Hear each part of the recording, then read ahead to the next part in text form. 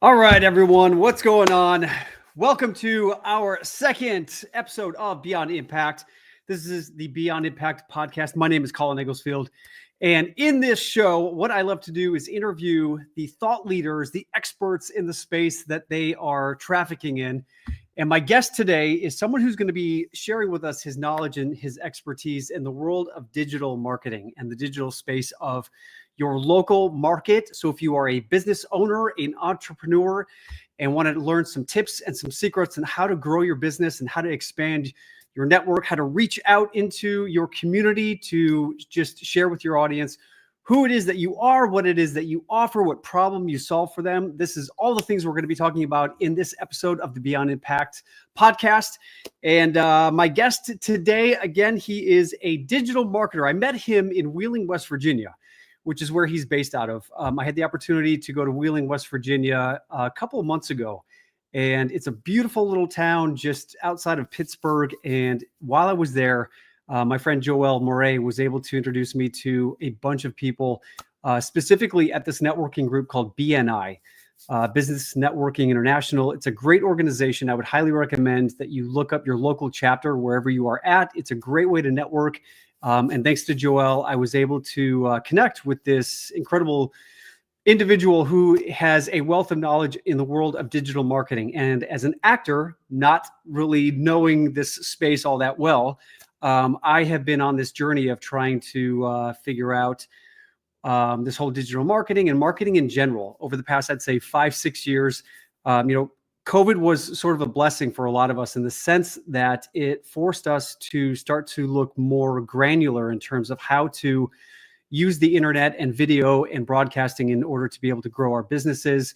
And through this journey of having written my book, Agile Artist, which is all about these success principles that I've learned on my journey of working and pursuing my goal of becoming a professional actor, I've learned a ton of insight and knowledge, as have you. Everyone out there has a knowledge base in something. And this podcast is designed to give you the information and the knowledge so that you can go out there into the world and share your knowledge base with the world to make it a better place. And through all of this experience, when I was talking to my guest in Wheeling, West Virginia, he was sharing with me that the way to grow and expand on digital in the digital marketing space is to really know your target demographic, and then using SEO, search engine optimization, with your website and with everything that you're putting out there in terms of your content. And nowadays with AI, there's a lot of opportunity for you to really expand your footprint in the digital marketing space. And as someone who has been on this marketing journey for the past 5-6 years, having written my book, and then I've just come out with my Agile Artist Manifestation Playbook, which is a 90-day journal. And so I've got all this stuff, and I've been working on trying to get it out there in the marketplace. And I'm telling you guys, just because I'm an actor and I've got a pretty big social media following, it doesn't mean that that's the magic bullet to being able to become successful with the digital marketing space. We've got a warm market that we have just because people know you and like you and they will follow you. But after a certain point, you got to reach outside of that warm market into different communities, different environments. And that's why I'm excited to have my guest on today to share with you ways in which we can do that. With my books and my courses, my Beyond Impact course, it's my 8-week communications masterclass. I'm excited to be working with my guest today. He's been helping us start to really learn what it takes to start pushing the messaging of Beyond Impact out there into the marketplace. And Beyond Impact is all about supporting you in clarifying your message and then giving you some tools and insights and some strategies to become a better communicator and to become more confident in front of the camera or in front of audiences. And as someone who has always struggled with public speaking, believe it or not, I'm an introvert, and growing up, I was always more on the shy side. But through my acting classes, they really helped me become more confident in just being able to communicate and relate to people authentically. And through my journey of communication, I've really learned especially from working with some world-class acting teachers, some world-class actors, producers, that the most important thing about communication is that you know who you are on a deep core purpose level, and then you understand who you're talking to, who your audience is, what their core principles are, what their listening type is. A lot of people have different listening types. Some people are auditory, some people are visual, some people are kinesthetic, meaning they have to get up and move around. Whenever I'm talking on the phone, I feel it's a lot more helpful for me to be up and walking around. And this is something where I think a lot of people are starting to recognize that not everyone is created equal in the way in which we learn. My brain processes information a little slower, so I have to read things over and over again before I'm able to digest them. And with that being said, I've realized that, I'm good at a certain area of being able to connect and communicate with people, but I think it's important to recognize where you have your weaknesses and to invite people into your community to support you in pushing that or in creating more integrity with regards to whatever area where you may feel like you're lacking. I've got an amazing team surrounding me, and I just want to say a big shout out to the people that are helping me in this space, specifically Miss Cheyenne Lindemuth and her social butterfly designs, where she helps me with all my digital marketing, my creating my assets. If you are looking for any help in that space, if you've got some great content, if you've got a book, if you've got a course, if you have something that you are looking to promote out there into the digital space, feel free to reach out to Cheyenne, and we will put her information on at the end of the podcast here to share with you if you need some help in that space. What I've realized in life, you can't do everything on your own. You need a great team surrounding you, and that's why I'm excited to bring to the stage this master digital marketer. And I'm hyping him up here, so I'm hoping I'm not making him too nervous, but I'm sure he's got plenty of content to deliver to you today to help you and support you with whatever it is that you're looking to do to grow your business, specifically in the local digital marketing space. So my guest today is Mr. Eric Hersey, and he is a seasoned web designer and digital marketing expert from, as I mentioned, Wheeling, West Virginia. With several decades of experience, Eric has evolved from building simple websites to creating comprehensive digital strategies for brands specializing in content marketing, SEO, and web analytics. As the founder of Strong Minded Agency, Eric has collaborated with businesses across industries to enhance online visibility and drive meaningful engagement. His approach uniquely combines creative storytelling, and as you know, with Beyond Impact, it is all about having a story that is connected to you and connected to your audience. And he is all about creating these stories with data-driven insights. It's so important. I'm learning to look at the numbers. It is all data-driven, so that's where you know how to course correct whatever it is that you're doing, whatever content that you're putting out there. He's passionate about continuous learning and adapting to digital trends. Eric brings a wealth of expertise to the ever-evolving field of digital marketing. Please welcome to the stage, Mr. Eric Hersey. Hey, thanks, Colin. That was very nice of you. You know, you could have shortened it down by just saying nerd. Eric is your resident nerd. Well, we all love resident nerds who know all of this technical stuff, and I'm excited that you're here to share with us your expertise in this space of digital marketing, which, even the experts in this space, there's no one-stop shop or one way to market or to connect with your audience. And it's an ever-evolving space now, especially with digital market or with artificial intelligence.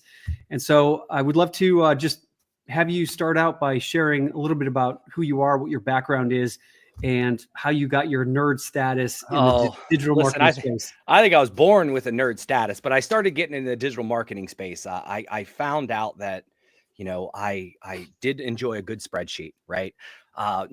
We started, truthfully, I started in many different industries, and I always made websites. So like in 1999, I ended up, finding a passion project in high school, and they were like this HTML. And I'm like, oh, this is cool. You can make a thing go across the screen with like a marquee, and you can make things flash.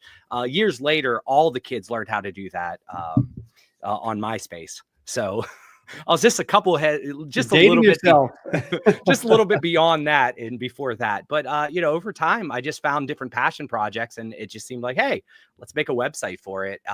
And then I'm a graphic designer. I got degrees in like graphic design, web design, and so forth. But there wasn't a lot of opportunities here in my local market. So I kind of went out and it was in management and in the sales world and did all this until I started talking to a lot of business owners that were advertising on television and billboards and so forth. But their websites were trash. They just literally were almost non-existent. And then as I was out there working with them, they ended up finding out that I was actually helping them. I'm like, hey, let me help you make a website.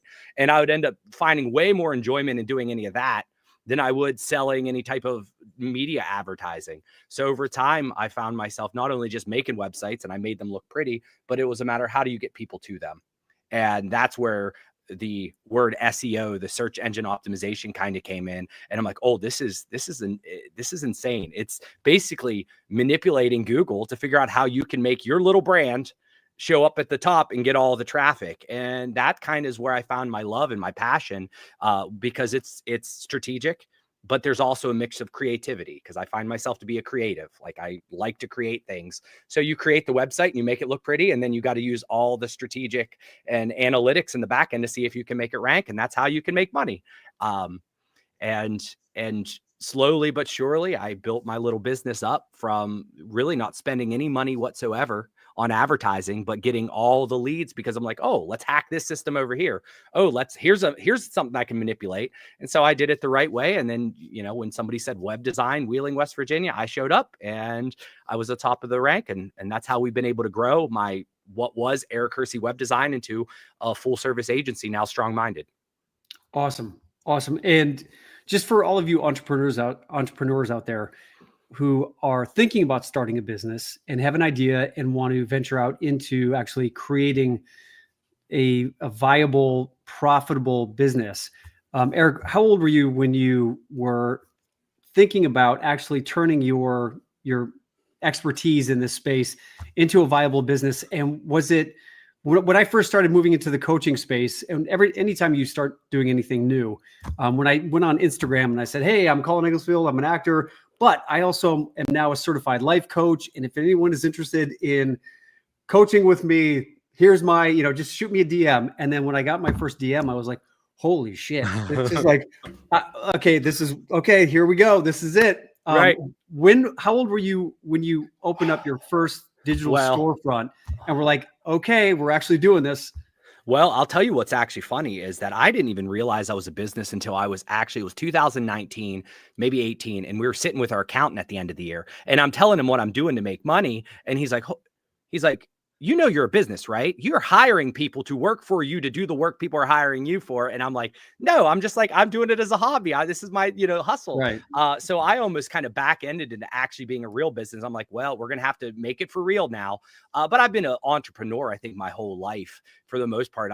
When I was in high school, that's when I started making these websites and getting friends to do things for me. And we would do productions and we'd have all types. So, but that first moment of like, oh, this is serious. This is real now. Like, you've opened up. So I think when I got the LLC, in general, I'm like, all right, we're going to have to treat this like a real business. And, that's when, you get the Facebook rolling and you get your marketing out there and you go start shaking hands at networking meetings. So it was quite interesting. And since then you've grown your Strong Minded agency to how many employees? We got four total employees, but we work with a lot of different independent contractors. I think our business is built on, you don't need 30 people on your team every single day to work on your projects, but you do need specialists. So what happens is we have the pillars, people that work on content marketing, web design, production. But when we need a talented photographer, we have those assets with us. So we've been able to make it a scalable, because it's important for us. And this is one thing that I think happens along the way is you'll hear agencies and then glass offices and 20 different assistants to answer your phone. You never talk. And you, as a small business, it's tough to afford that, right? Mm-hmm. You don't want to have to pay for that. You really just want a website or really good social post. So we really try to be an agency that you don't pay for any of the services you don't need. And then that allows us to work with everyone, because in my opinion, the businesses around us in a local community like Wheeling, West Virginia, if only the big businesses have access to good quality marketing, then we're disservicing everybody in our community. The person down the street's not going to know about this local shop. That local shop's going to close down, and now we have less opportunity. So for me, it's a matter of being accessible to everyone. And I do believe you can work with an agency or marketing team at any budget. right? Like you should be able to figure out, hey, this is where I'm at. And my notion is like, we'll work with you. And when you grow and make more money, you'll want to give us more money because we'll help you with that, right? Because we figured out how to kind of get the return on investment. And that's kind of how we built the business in general. Is like we spent zero money, very little dollars on building our growth. But once we started getting, then we're like, all right, we know to invest in this. So I think that's kind of one of the things that we learned, how to kind of dominate the local market without spending money. And dare I say, I think we can help some other people out there that might be in similar circumstances. Yeah, I love that tagline, how to dominate your local market without spending money. And as always, we've got our listeners here, and you can type in any question you guys have. So if you have a question for Eric or myself during this broadcast, feel free to reach out. Looks like Lisa McCallum has already said, I'd love to pick your brain for more digital marketing ideas to help me grow my online store.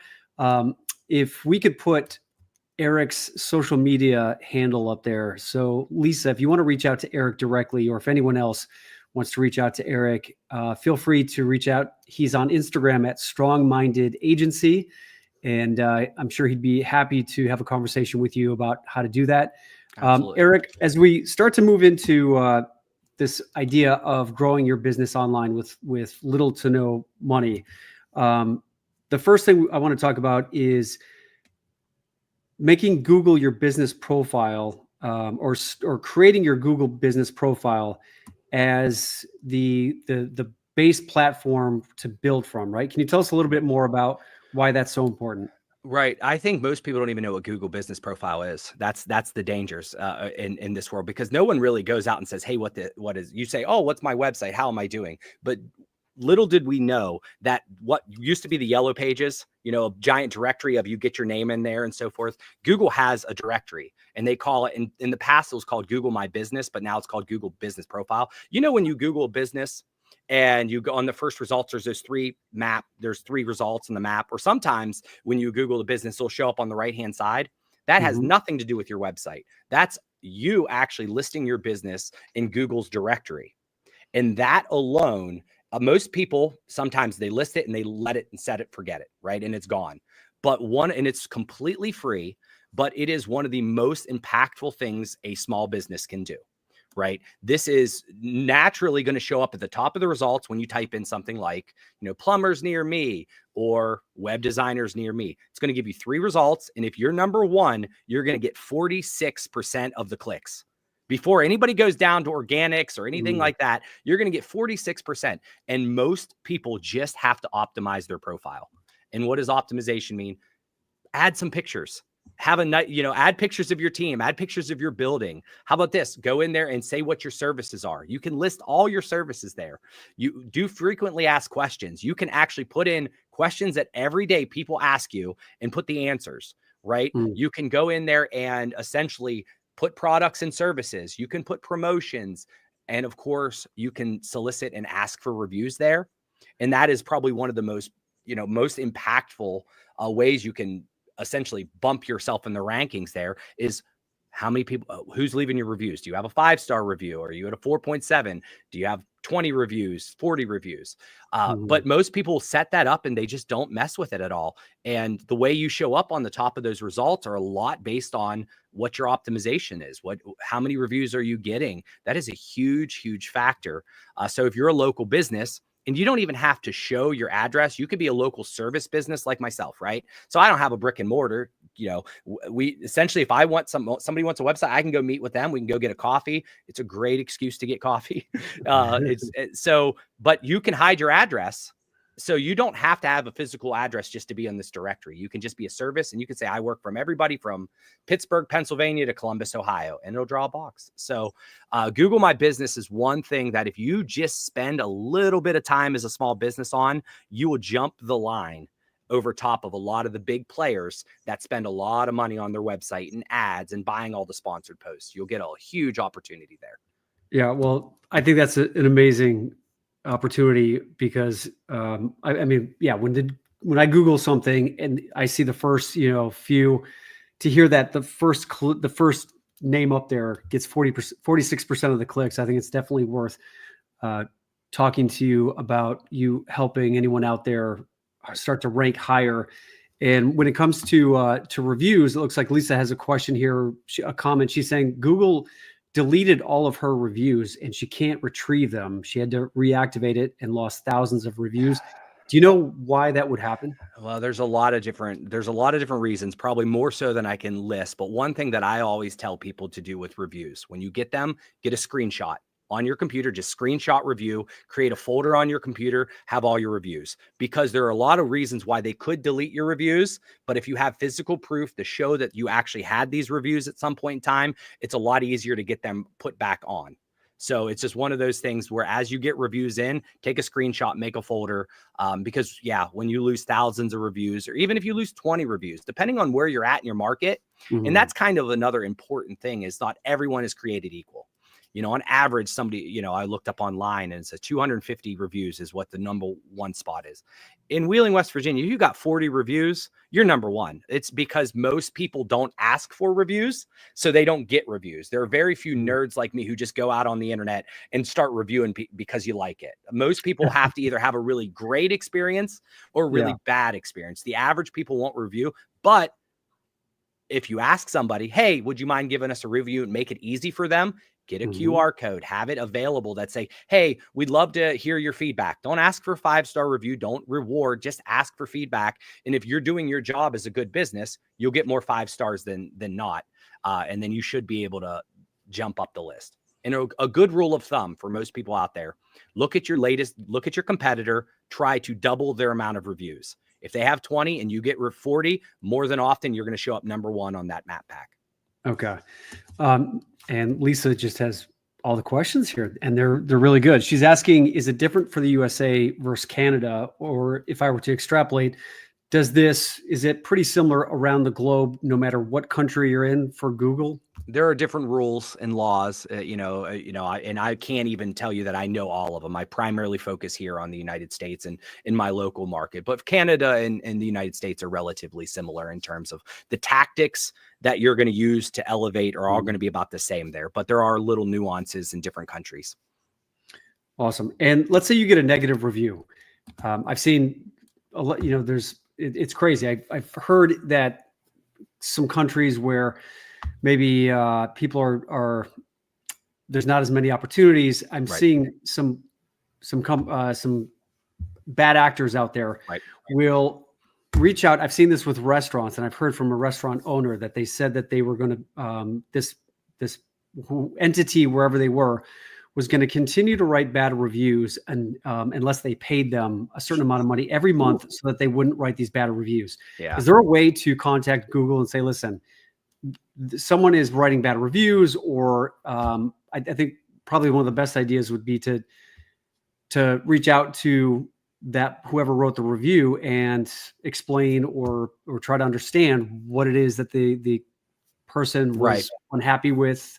What could you share to us about that? Well, there are a couple different. Now, granted, there are ways you can get reviews thrown out. Granted, family members, ex-employees, they're not allowed to review your company, right? And especially, you're not allowed to, like, if I'm upset, I can't have my entire family go and review the same way. So there are a lot of things that Google will, if you put in a request form and basically have it removed, there are some black and white ways to get things removed. Now, this person who is blatantly saying, I'm going to review every single day under different accounts and stuff, you'll probably have to eat the one review, but the ones thereafter can get thrown out. And in contacting Google is possible. It's not the easiest thing. And you definitely want to have somebody that's done it before to help you, because if you do it and you're wrong, then your case is taken away. But for the most part with Google reviews, if in a normal circumstance, understand this, we're not going to be perfect. A 5.0 is actually not even the optimal score. Most people trust a 4.7 more so than a 5.0. And it's because they know that everybody has a bad customer, right? And it's one of those things where we don't want to go out there and say, hey, give me a bad review. But we know that a 4.7, so just get to a 4.7, get to a 4.8. We'd love to have 5s, but don't sweat it. If somebody is giving you a review and you look at it as this person is legitimately upset with you, see if you can contact them and resolve the issue, because it's not about this fake number that we're worried about. It's actually about losing customers. If someone gave you a bad review, they're telling other people. this, and you're losing customers, not because of that review so much, but because they're probably giving you bad word of mouth. Figure out how you can contact them and make it right. That's just doing the right thing. If you're a restaurant and you serve them raw chicken and they got food poisoning, call them up and figure out how you can make it right and give them a free meal, whatever you got to do so that way they're not bad mouthing you. Yes, I got sick, but they called me up and they felt awful. And you know what? At least that company, this restaurant, got my trust back. I might not eat their food, but I'm not going to go out there bashing them. So don't worry about negative reviews. Be a good company. Do the right thing. You'll get more 5-star reviews, but ask for the reviews. If you don't ask, you won't get them. And how do you normally ask for reviews for what you do? Do you do a lot of Instagram stories, lives? Like, listen, what do you normally do? Me personally, I don't necessarily like to farm it out. I don't want to kind of desperate. But what happens is if there's nothing wrong saying, hey, we like to hear your feedback, how we can be better, what we liked about it. We want to be able to spread the word. So when you're doing a job, it needs to be part of your process. If it's not part of your process, you won't be consistent. You're only going to ask it once in a blue moon. If it's part of your process, if you are, if you're, a plumber, when you're done with a job, give them a business card and say, we'd love to hear your feedback, and have a QR code to make it nice and easy, right? I also feel it's easy to just say, hey, what are we looking for a review? If you have a card and just say, what do you say? The service that we did, what your experience was, who you worked with. Make it easy. Not everybody is a writer and not everybody feels comfortable going on there. So if you at least prompt and say, hey, this is what a good review looks like, that makes your life a lot easier. And when it comes to your clients, can you share with us who some of your clients are so people have an idea of what kind of companies you work with? Listen, I work with a lot. Over time, I started just really working with mom and pop shops here in Wheeling, but over time, we've really expanded to work with really anybody that has some type of, local footprint. We really try to focus on those that have a specific region that they're trying to market. So, I mean, obviously you have your attorneys you work with. I have a sports complex that I really enjoy. One of my favorite clients right now is an actual entertainment writer, and we do Disney podcasts. So like anywhere in between. And I've had clients big and small. I've had people that we worked with that are just solopreneurs. And then we've had giant companies. I've worked with, a couple of the, movies out there that were promoting their movies and stuff. SEO and optimization is important to big and small, and it's an equal playing field, believe it or not. You would think the big has the opportunities, but the small tactics, like things like Google Business is a local game, right? So you could be a small business and you can win this Google Business profile with reviews. And what you also talk about is the importance of partnering and potentially working with local influencers and brands. Tell us a little bit more of what that strategy looks like. You said a naughty word, influencer. Isn't that a negative connotation right now, right? Well, but I think I don't necessarily call it influencers, but it's probably the easiest way to understand it, right? Who in your area and who in your community has an audience? That's all it is. Because if you're buying advertising and you're buying television commercials, you're really paying for an audience. And that's easy for most marketers to understand. Oh, do I advertise? Well, yeah, I bought this to get X amount of people. But in everyday life, people have audiences. I have an audience. You have an audience. My mother has an audience. Like everybody has an audience, whether big or small, and who they are. But what I think a lot of people in local communities don't realize when they hear influencers of like, hey, I got to find somebody that has 1 million followers or 250. No, if you find somebody that has 1,000 followers and will help spread the word for you, that could be more impactful than anything, right? So what I've done and what I tell people all the time is like, what's easy for me is to talk digital marketing. It's not a strain at all. If anything, I enjoy it. I get excited. It's fun sometimes for me to talk, marketing.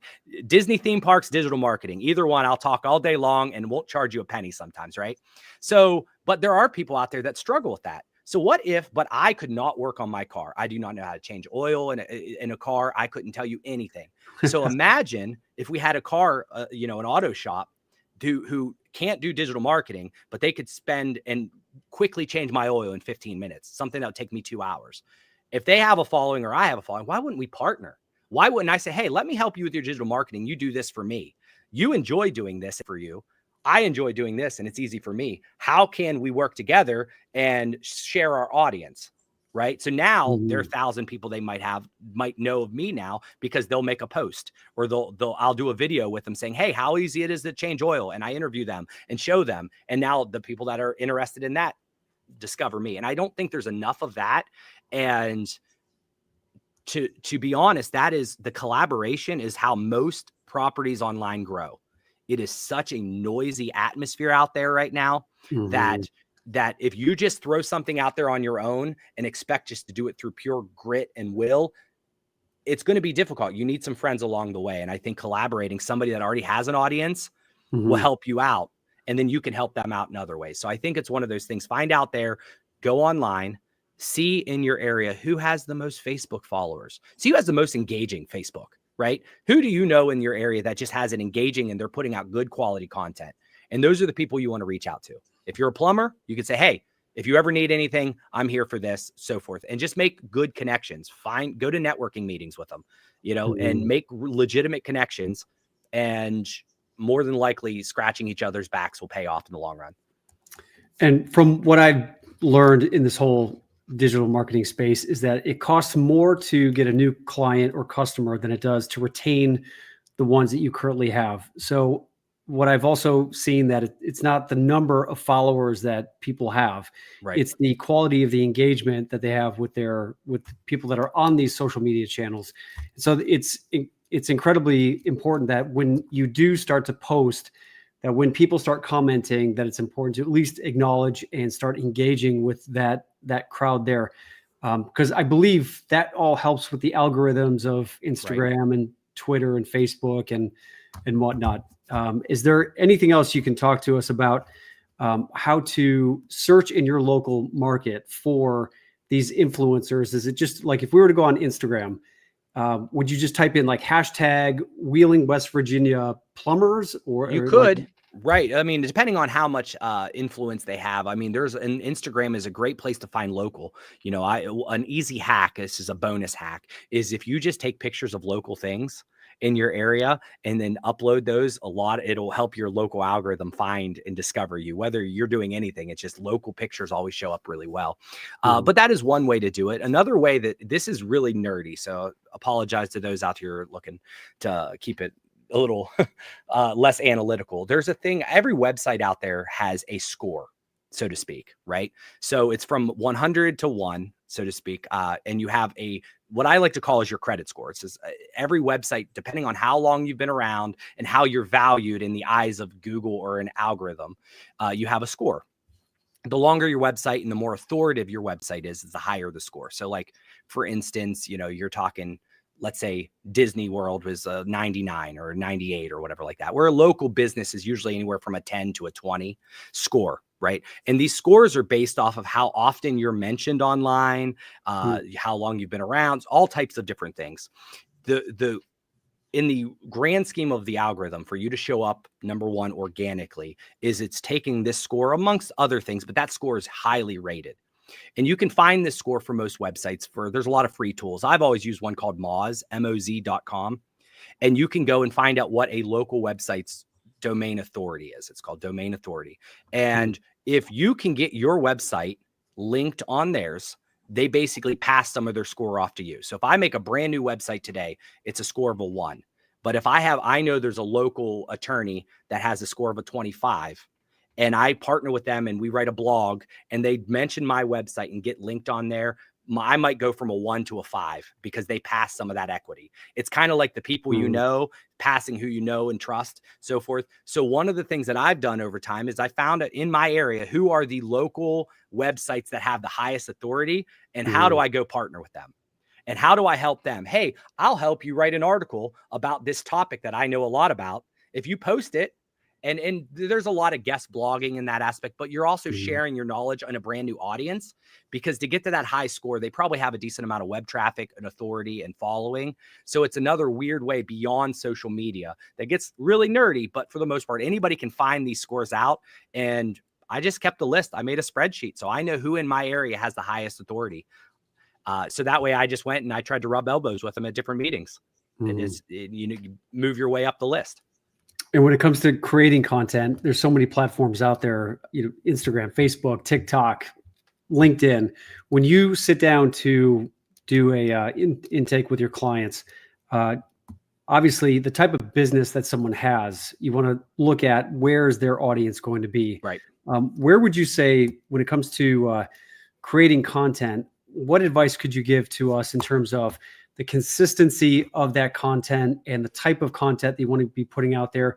Is it important to be doing blogs? Is it important to have a newsletter to connect with your audience and grow your email list? Is it important to have a podcast? There's so many avenues. And at the end of the day, the problem becomes you've got your business. Let's say you're a plumber, where if you're doing all this social media content and blogging and podcasts and all that stuff, when does it leave time for you to actually do your business? And how do you advise people to balance all of that? Well, there are a few things. So there's so much in what you said that I could just go in a million different ways. But I think the number one thing is, let's dumb it down and just be realistic. Don't create the content that is most useful for your customer. Don't try to be somewhere you're not supposed to be. Right. And don't be somewhere where you're not comfortable. Right. Like if you're not comfortable doing video, don't get on TikTok, because you're only going to make yourself look bad because you're awkward. And so find out, like, ultimately, where is your customers going to be? Right. Where are they at? And then how can you service them and create something of value to them? Because we're not just trying to add more noise to the atmosphere. We're really not. There's enough of that out there. We're really trying to bring something that is valuable. Right. And then when you decide that, you do want to be consistent. We don't want to be a one-off. We don't want to we don't want to have anybody saying, well, they did it one time, I watched it and I really liked it, but I never saw it again, or so inconsistent that like they can't predict that. So whatever medium we choose, you want to definitely be consistent with it and create a game plan, right? You want to have some type of plan in motion, so that way you can actually achieve this. Over time, a lot of people would like, yes, be everywhere. I'm saying be where you can and be effective there. I'd rather you pick one place and own that. And then once you own that, you can move on to the next and the next. Like when I started my journey, I'm like, all right, I can do Facebook. I know this. Let me work on Facebook. Let me have a good strategy. Let me figure out what people want to see and what people want to communicate on Facebook. And then when I figured that out and I was like, all right, I got this ready to go. I know how to, then I moved to Instagram, and then I moved to Twitter, and then I moved to YouTube. Like, don't bite off more than you can chew, because, you don't want to have everything so watered down. But with that being said, I do think that what most local businesses and local people can do is on their website, there should be some type of blogging mechanism, right? Something they can write. And I do feel that there is a great opportunity if you start with one pillar piece of content, and that could be a blog or a podcast or a video, whatever you're chosen. But blogs are probably the easiest for most people to do. Not everybody's comfortable on camera, and not everybody's comfortable, talking, right? But if you can write, or you can take that pillar piece and try to write 500 to 750 words about something that you do, right? Something, a service of yours, and don't just make it the same thing that we can find anywhere online. Hyper localize it, right? If I have an issue upstairs with a sink, and this has become like a plumbing episode, but if I have an issue with the sink and I need to, okay, come on, internet. Come on, internet. Learn how to fix it. I could go online and try to find that. There we are, the internet break. But I can go and try to find a blog to figure out how to fix a leak in my sink, right? And I could find something from Nebraska. Well, that's great if they help me solve my problem. But if I see one that's from Wheeling, West Virginia, and they tell me where to go, they say, go down to the local hardware shop right down there, and you can get this piece for $15 and bake it back. I'm more likely going to trust that and read that blog as opposed to one that's national. So I think that filling the world, we're not going to solve these new problems. Most people aren't going to write anything that is just so revolutionary that we haven't heard it before, but we can hear it from your voice, and we can hear it from our local area, because there's just not enough local content out there. So if I'm going to write about local SEO, if I do it from a perspective of somebody who learned how to do it from the roots up in Wheeling, West Virginia, that's going to attract more of my local companies than it is nationally. So I think if you're going to write, and if you create that one piece in every blog, I see 4 or 5 social posts. take snippets out and just talk what about that paragraph, or I see a graphic, I see a possibility to turn that into a podcast. So I think that you should be looking to repurpose and create a pillar piece and try to extract that from it. So instead of trying to create a new piece of information for all your platforms, you are taking one pillar piece that took you time to do, and you just pull those other pieces out and modify those for the audience that on that medium. Instagram, you'd want a picture. Facebook, short and sweet, right? YouTube, make a little video. Blogging, you can tell the whole story if you want.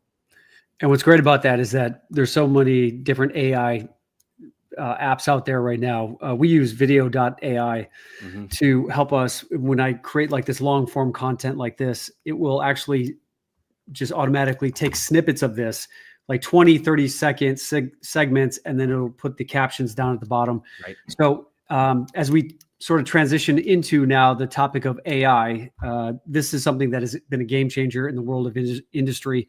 And, you know, I think in a lot of regards, it scares a lot of people because we're seeing that, you know, robots and all this technology in the future is probably going to be replacing a lot of people's jobs, which can be scary for some people, but also it's an opportunity for us to really start looking ahead in terms of the future and being able to use some of these technologies to ideally make our lives easier by being able to create these blog posts, by being able to create these content headlines. But we had this conversation yesterday where what you're using AI for is not to actually write the entire blog post per se, but it's what you would go onto ChatGPT and say, come up with 10 intriguing or interesting topics or headlines that my ideal client, which is, let's say if you're a real estate agent, write me 10 taglines or, you know, a relevant topic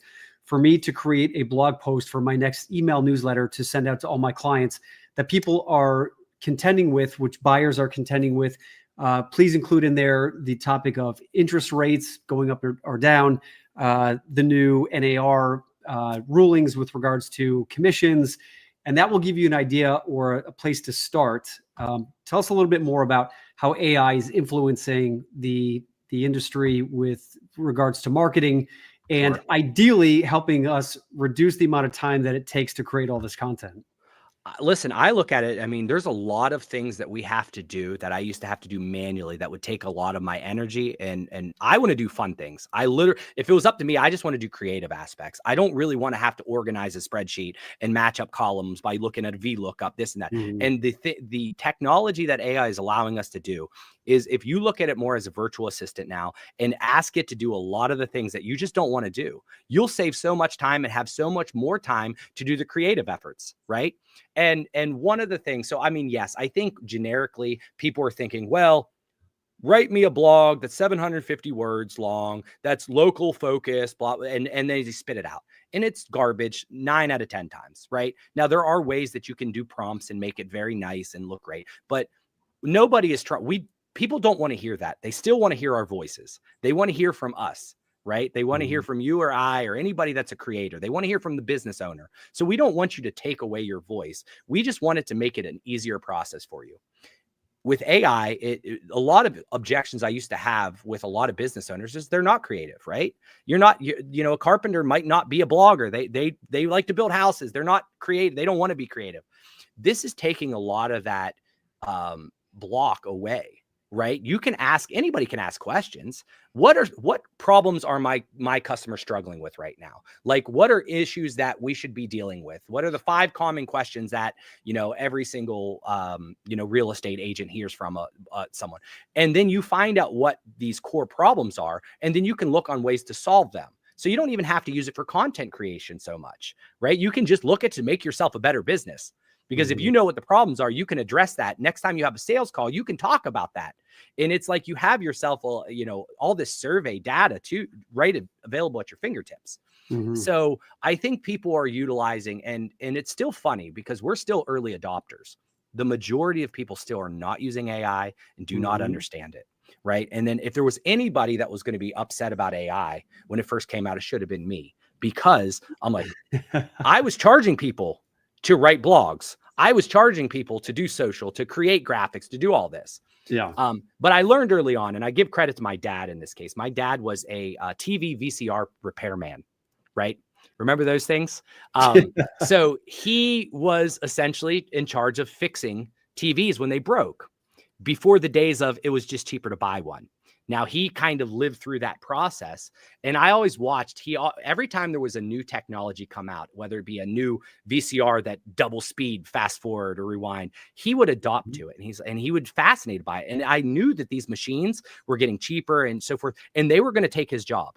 And they did take his job, but he always adapted and he always learned more about it.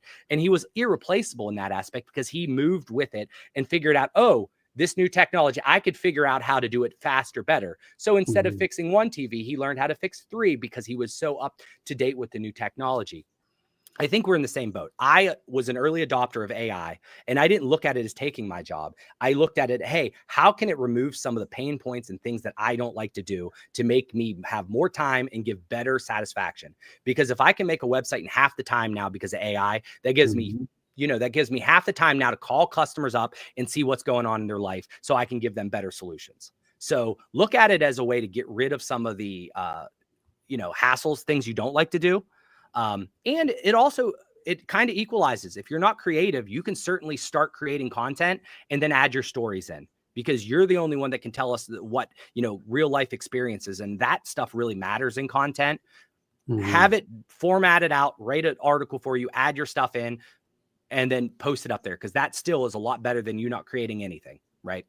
Yeah. Well, this has been great, Eric. I appreciate all this information and insight. And for anyone else out there who's interested in getting a further analysis of your business, and if you want Eric to help you take a look at what you're doing, take a look at your website. He'll do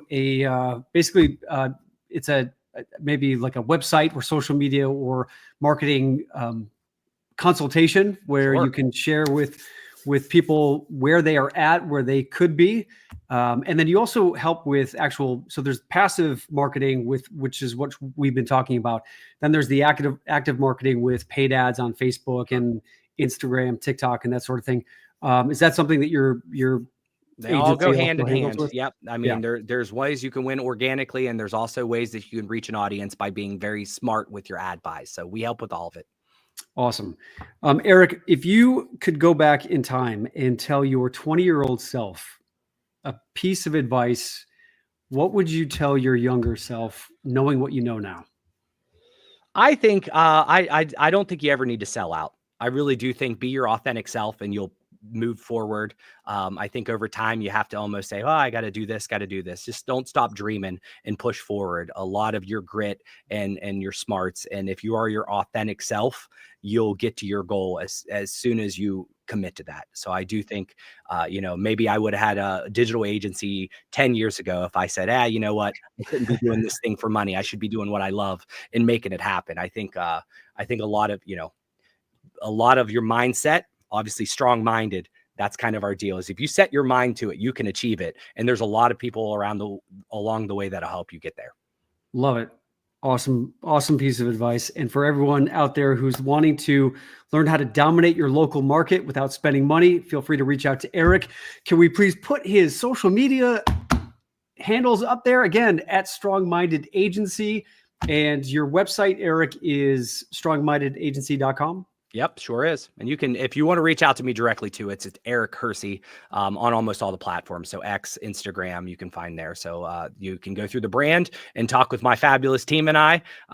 Shout out to Natalie, Jenny, and Luke who make this thing all happen. But we'd be happy to talk to you guys and help you on your digital journey.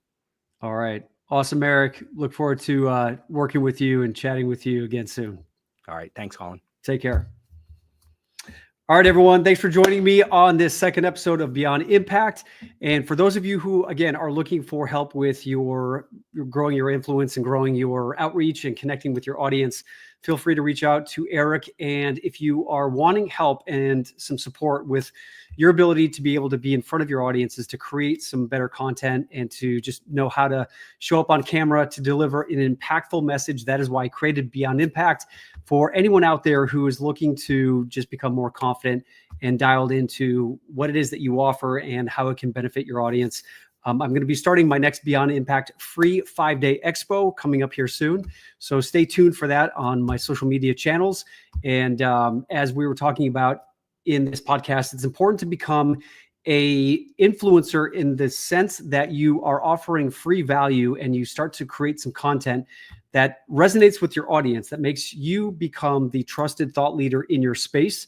And then once people start to follow you, you can start to invite them into doing some of these offering this free value content for them to at least get to know you, start to invite them into your environment, into your universe, so that they can see that see exactly what it is that you do, and invite them into just some trial stuff and let them know that you actually are interested in knowing what it is that exactly that they do.